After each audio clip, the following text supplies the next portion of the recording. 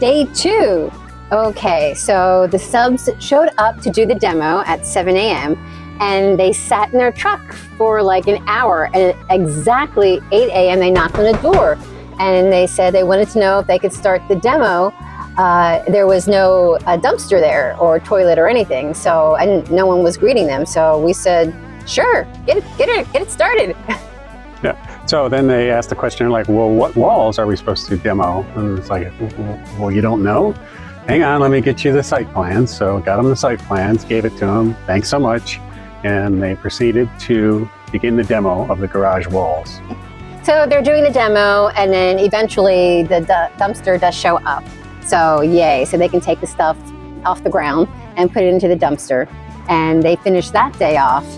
But then we get a surprise visit from the county inspector, who's here to inspect the footer. And he is all alarmed because why is there cement here? What do you mean? And he said, well, they were just supposed to do the framing with the rebar in it. And I was to come out and make sure everything was done correctly before they did the pouring of the cement.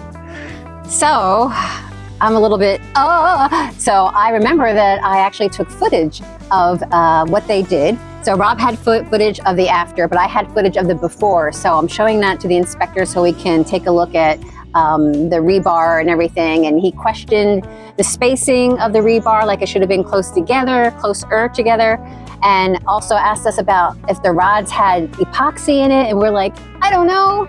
So he says, well, he'll have to talk to the construction company. He wrote them up for not having a dumpster, and when the crew was here, they took the site plans with them, and he cited the construction company for not having site plans on site.